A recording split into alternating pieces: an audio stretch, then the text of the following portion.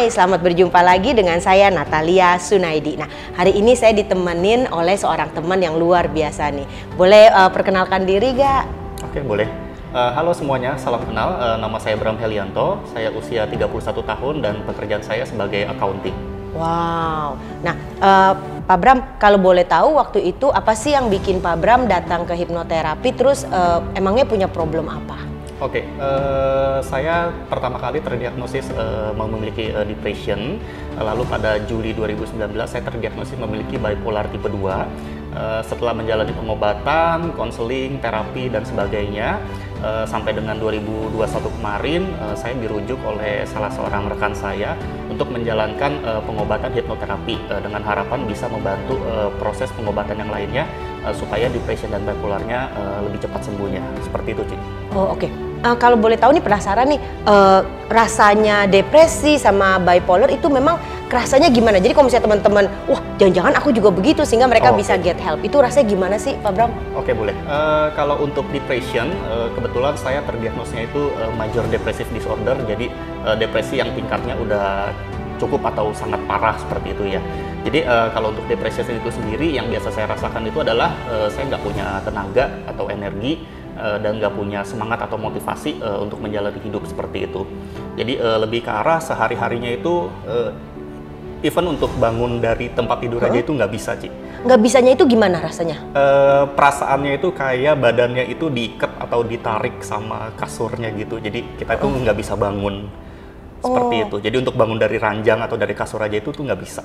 Terus berarti kalau misalnya, oke deh, nggak bisa bangun dari ranjang, terus selanjutnya ngapain, tiduran aja gitu atau gimana? Betul, itu biasanya ujung-ujungnya cuma tiduran aja, karena untuk bangun dari ranjang kayak untuk menjalankan aktivitas sehari-hari seperti makan, mandi, simple seperti sikat gigi, cuci muka aja itu nggak sanggup rasanya. Oh, misalkan kamu paksain deh, kan udah berat di ranjang tiduran, terus kamu paksain bangun, terus paksain makan, itu bakal gimana rasanya? Oke, kalau dipaksain mungkin sekali dua kali bisa, cuman itu tadi energinya jadi lebih cepat banget habis, padahal aktivitas itu simple kayak cuman untuk makan, untuk sikat gigi aja itu energinya cepat banget habis gitu, Ci. Oh, nah terus kamu taunya kapan? Itu berarti kamu ke psikiater dong, kan Ya. tahu major depression tuh biasanya dari psikiater. Betul. Kamu taunya kapan kamu udah butuh need help gitu? Oke, jadi sebenarnya pada tahun 2016 itu kebetulan saya didiagnosis depression itu tahun 2018 bulan Agustus. Tapi kalau untuk sebelum dari itu, saya dari 2016 itu memang sudah rutin konseling ke si konselor atau psikolog seperti itu, Ci. Karena dengan urusan yang sama, yaitu personal problem, which is kalau di saya itu family problem. Nah, pas 2018 itu saya memang masih rutin menjalankan konseling ke psikolog seperti itu. Dan pada saat Agustus 2018 itu memang keadaannya udah sangat parah, sehingga dari psikolog itu dirujuk untuk segera mendapatkan pengobatan secara medis ke psikiater. Nah, terus dapat bipolar itu taunya dari siapa? Oke, dari Agustus 2018 itu saya menjalani pengobatan major depressive disorder sampai dengan kira-kira April 2019. Nah, jadi starting dari April 2019 itu simptomnya udah berubah. Kalau tadi kan depression itu kita low aja, moodnya, energinya itu adanya tanda kutip di bawah gitu. Tapi starting April 2019 itu mood dan energinya itu fluctuating atau swing. Jadi 2 minggu ada di bawah, seminggu ada di atas, 2 minggu di bawah, seminggu di atas, seperti itu. Sehingga waktu kembali ke psikiater dan psikolog itu diagnosanya berubah dari depresi jadi bipolar, kebetulan dapatnya bipolar yang tipe 2. Oke, nah jadi teman-teman kalau namanya bipolar itu kan namanya B itu kan 2, polar itu kan kutub. Jadi orang-orang yang dengan bipolar itu punya 2 kutub emosi yang mana ekstrim. Kadang dia kalau low banget gitu kan, down banget. Tapi kalau lagi happy yang disebut manik ya, lagi manik tuh mereka bisa tenaganya gede banget. Nah rasanya kayak gini loh, rasanya kalau kayak kamu main roller coaster. Nah, kita kan kalau main roller coaster paling berapa sih durasinya? 3 menit, 2 menit ya? Itu kan seru ya. Wah, teriak-teriak seru. Tapi gimana kalau kamu main roller coaster seharian 24 jam? Wah, bisa kelenger, bisa pingsan. Nah, jadi orang-orang yang dengan bipolar itu moodnya kayak gitu, swingnya kayak orang main roller coaster. Nah, dan dia seumur hidup kayak gitu, 24 jam. Nah, itu yang membuat mereka rasanya nggak enak banget kan? Kadang Dan itu uncontrollable loh, bener-bener kamu down banget, terus waktu bertenaga itu manic itu bener-bener bertenaga banget. Nah, boleh kasih tahu nggak kalau rasanya waktu manic itu kayak gimana? Waktu di atas banget itu? Oke, kalau manic kebetulan di saya tuh banyak gejalanya, Ci. Yang pertama, kalau tadi kan kebalikan dari depression, saya nggak bisa bangun dari ranjang. Kalau pas manic itu justru nggak bisa tidur justru. Ya, sehari tidur 2 jam cukup. Dan itu bertenaga. Kalau yang pas depression kan seharian tidur itu bisa sampai 20 jam, tapi itu energinya tetap nggak ada. Terus yang kedua simptomnya itu adalah merasa lebih kreatif, merasa lebih powerful, merasa lebih berenergi dalam melakukan sesuatu. Dan saking percaya dirinya itu kadang-kadang over, Ci. Jadi kalau misalkan kita kerja atau apa segala macam, kita merasa paling benar, kita merasa paling perkasa, paling powerful seperti itu. Dan karena kita memiliki tingkat kepercayaan diri yang tinggi, kadang-kadang itu impact ke kehidupan pribadi yang lain. Kalau di saya itu adalah excessive buying, jadi belanjanya tuh berlebihan karena berpikir, oh gue punya duit ini, oh saya punya duit, oh saya bisa melakukan semua hal yang saya mau, jadinya belanjanya berlebihan. Overconfidence ya? Overconfidence. Dan yang kedua itu biasanya kebut-kebutan, karena kan overconfidence, Ci. Jadi berasa udahlah kencengin dikit aja, kayaknya nggak akan ada masalah, akan pasti aman seperti itu. Oke. Nah, terus kalau berarti kan 2 minggu tuh kayak gitu tuh, tidur cuma 2 jam gitu ya. Terus tiba-tiba pergantiannya gimana ke sesi depresif yang bawah ini? Oke, pergantiannya itu biasanya after bangun tidur di hari selanjutnya. Jadi kalau tadi saya bilang kan 2 minggu depression, 1 minggu bipolar. Nanti after 1 minggu, 1 minggu manik. Setelah 1 minggu manik itu, pas bangun tidur besokannya tuh energinya udah hilang. Oh, terus selama kurang lebih 2 minggu gitu tuh? Gitu lagi. Males bangun lagi gitu? Ya, betul. Dan mungkin bukan males, Ci, ya. Kalau males itu kan kesannya kita punya energi tapi kita nggak mau melakukan gitu. Ini ya. tidak bisa ya? Kalau ini literally nggak bisa. Walaupun kita punya keinginan gitu. Bahkan sometimes kadang-kadang ya keinginan sama energinya tuh udah gone semuanya. Nah, terus pada waktu sesi depresif itu, moodnya itu rasanya gimana sih? Mood, perasaan, tadi kan kalau perasaan badan kayak tidak berenergi. Nah, tapi kalau perasaan batin itu rasanya itu gimana? Feelingnya? Oke, kalau saya selalu menganalogikan itu seperti misalkan kita sedang berduka. Jadi misalkan kayak ditinggal keluarga, orang tua, amit-amit seperti itu. Tapi masalahnya dalam kehidupan nyata nggak ada yang terjadi.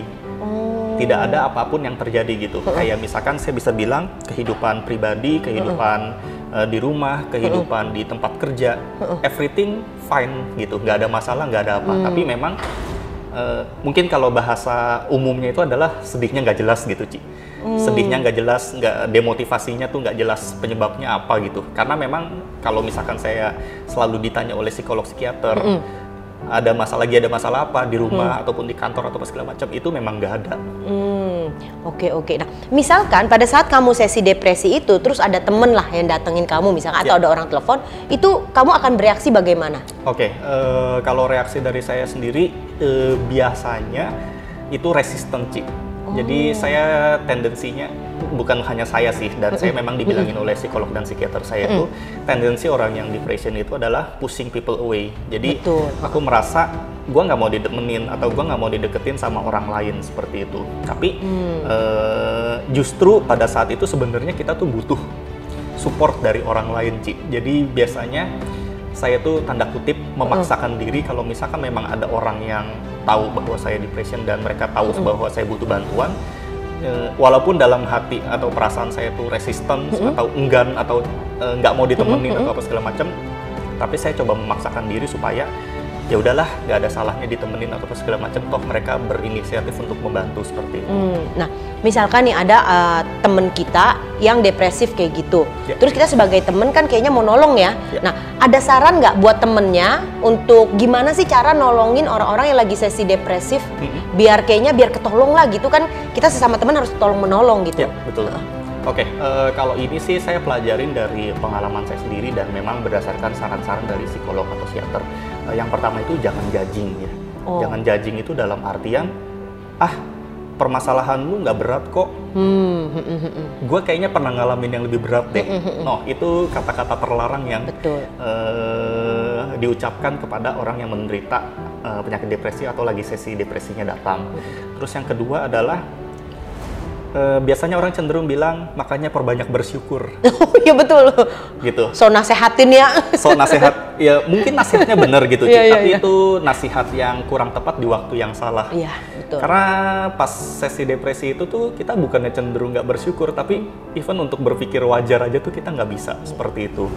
Jadi tadi satu jangan judging, yang kedua adalah jangan nasehatin yang tanda kutip nasehatnya itu di waktu yang salah seperti itu. Jadi kurang bersyukur. Terus ada juga yang pernah saya dengar itu adalah kurang mendekatkan diri sama Tuhan. Oh iya. Itu kita, kalau saya berdasarkan pengalaman pribadi saya dan disarankan oleh psikolog dan psikiater itu kalau bisa jangan berkata seperti itu, karena kalau menurut ilmu medis itu nggak ada, mungkin ada pengaruhnya, tapi bukan berarti itu tepat diucapkan pada saat kita mengalami sesi depresi gitu, Ci. Mungkin kalau mau diucapkan ya menunggu kalau misalkan udah normal atau apa segala macam.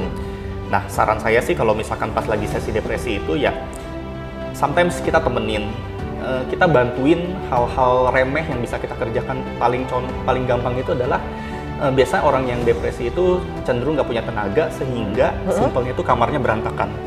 Jadi kalau saya asal kamar saya berantakan itu biasanya udah cenderung tanda-tanda ini moodnya udah mulai nggak beres gitu, Ci. Jadi biasanya yang bisa dibantu itu adalah satu, temenin, yang kedua bantuin mereka untuk mengerjakan tugas-tugas kecil, misalkan bangun dari ranjang, mandi, cuci muka, sikat gigi, siapin makanan yang sehat dan bergizi, beresin kamarnya, seperti itu. Intinya yang memudahkan mereka supaya nggak banyak tugas-tugas yang harus dilakukan. Seperti itu sih kalau dari saya. Oh, itu bagus banget. Jadi inget ya, kalau kamu ada teman-teman yang lagi depresi, udah dia nggak usah nasehatin, tapi action ya. Action itu maksudnya ya kalau kamarnya berantakan karena kan dia lagi depresi, ya kamu bantuin beresin. Juga jangan sambil beresin tadi ngoceh-ngoceh lagi, kan judging, lu males, lu nggak bersyukur, lu itu juga nggak boleh. Jadi beresin aja, terus belanjain makanan-makanan yang sehat, lalu serve, kasih dia. Nah, terus waktu datang ke hipnoterapi, terus perubahannya bagaimana sebelum hipnoterapi dengan setelah hipnoterapi? Oke, kalau di saya sendiri perubahan yang sesuai dengan keinginan dan harapan saya itu energinya meningkat sih, energi sama motivation. Kenapa itu penting banget buat saya? Karena kalau nggak ada energi, nggak ada motivation buat ngejalanin kehidupan sehari-hari aja tuh susah banget, Cik. Seperti itu. Jadi memang tujuan saya datang ke hipnoterapi ke Cik Natalia memang dari awal apa yang saya rasakan saat ini. Saat ini saya rasakan pas episode depresif itu adalah low mood, low energy gitu. Jadi nggak ada energi, nggak ada tenaga, nggak ada motivasi gitu. Sehingga keinginan saya sebenarnya waktu itu simple aja. At least punya tenaga buat mengerjakan sesuatu itu saya udah happy banget sih. Oke. Nah, berarti setelah selesai dari sesi hipnoterapi itu progres apa yang dirasakan? Oke, paling simple ya, bangun tidur itu lebih gampang. Wow. Itu simple banget tapi itu membuat happy sih. Jadi karena bangun tidur udah lebih gampang, mengerjakan tugas-tugas yang lain itu simple lagi ya. Beresin ranjang, beresin kamar, sikat gigi, cuci muka itu juga jadi lebih gampang seperti itu. Karena saya punya tenaganya. Good. Nah, bagi orang-orang yang depresi itu hal-hal yang seperti itu udah kayak dikasih hadiah ya, bisa betul, untuk bangun bertenaga, untuk lakukan hal yang kecil-kecil gitu. Yang penting mereka udah punya tenaga. Nah, sebenarnya hipnoterapi itu untuk para penderita depresi atau bipolar. Bipolar ini kan kita lebih, kalau hipnoterapi treatmentnya di sesi depresinya. Yaitu gini, ketika seseorang bipolar kan kamu tahu, berarti kan dia mood swingnya gila-gilaan, kayak naik roller coaster, naik terus turun. Nah, dengan hipnoterapi ini kita mau membuat sewaktu dia turun itu jangan sampai ngedrop. Jangan sampai maaf ya sampai mau keinginan bunuh diri, kan bisa ada kan kayak gitu kan. Nah, jangan sampai ke sana. Nah, jadi hipnoterapi ini berperan kita kepada seorang klien bipolar ini, kita melepaskan berbagai pengalaman masa lalu dia yang buruk. Nah, kita bersihin tuh. Atau kan namanya dalam hidup ada pengalaman buruk, ada orang yang menyakiti ya biasanya ya. Nah, emosi-emosi negatif itu kalau kita tidak bersihkan dari seorang penderita bipolar, itu yang mengakibatkan pada saat dia depresif itu dia jatuhnya dalam banget. Betul. Nah, jadi dengan hipnoterapi itu kita buang-buangin itu semua pengalaman buruk atau orang-orang yang menyakiti dari alam bawah sadarnya, sehingga pada saat dia masuki sesi depresi, tadinya dia segini bawahnya, ya minimum dia segini. Dan bagi orang bipolar itu, depresi yang cuma segini itu udah wow, luar biasa, membuat dia bisa menjalani keseharian. Ya. Nah, Ada pesan-pesan nggak bagi teman-teman yang mungkin saat ini juga bipolar atau depresi, kasih nasihat atau pesan supaya mereka bisa get help atau hidup dengan lebih baik? Oke. Mungkin ada beberapa pesan, santai aja sih. Yang pertama itu adalah jangan merasa semuanya itu harus dikerjakan sendiri, Ci. Karena kebetulan saya di 2018 itu, kalau misalkan saya boleh bilang, saya ke dokter sendiri, ke psikolog sendiri, keluarga nggak ada yang tahu, teman nggak ada yang tahu. Kecuali pada saat Agustus 2018 itu, saya memang udah mentok, jadi langsung diagnosa major depressive disorder sampai harus berhenti dari kerjaan. Mau nggak mau saya bilang sama mama saya sih. Jadi saya bilang minta tolong ke psikolog saya, sampaikan ke mama saya bahwa pada saat itu saya harus resign dari kerjaan karena depresi, tapi tolong jangan ditanya kenapa. Bahkan pada saat itu saya masih resisten kalau misalkan orang tua atau keluarga atau teman saya itu tahu bahwa saya mengalami depression. Itu salah satu tanda kutip ya, kalaupun kesalahan atau mungkin pembelajaran buat saya, itu jangan dihadapin sendiri. Seperti itu. Kalau misalkan kalian merasa orang tua kalian, keluarga atau teman itu suportif atau bisa membantu kalian, it's okay kalau misalkan kalian seek help atau mencari pertolongan dari mereka sih. Itu seperti itu. Yang kedua adalah nggak usah malu kita ke psikolog atau psikiater itu takut dicap negatif. Negatif dalam artian kalau bahasa kasarnya itu adalah lu gila ya, lu stres ya, atau lu apapun itulah stigma-stigma negatif yang ada di masyarakat. Karena kita ke psikolog atau psikiater itu ya mencari pertolongan bukan karena melulu tanda kutip kita gila atau apa segala macam. Karena kan biasanya masyarakat awam itu yang tanda kutip belum memiliki education terhadap mental health itu ya cenderung negatif stigmanya. Seperti itu, Ci. Terus yang ketiga itu adalah apa sih namanya ya, konsisten gitu, Ci. Kalau misalkan kita udah ke psikolog, ke psikiater dikasih pengobatan seperti itu minumnya jangan bolong-bolong, sesuai dengan dosis dari psikiaternya. Atau misalkan ke psikolog jadwalnya itu 2 minggu sekali atau sebulan 2 kali, ya konsisten lakukan itu. Dan yang terakhir pesan dari saya itu adalah open kepada psikolog maupun psikiater. Kalau misalkan bisa, ya ceritakan aja apa yang kalian rasakan, apa yang kalian butuhkan, apa yang kalian alami, seperti itu.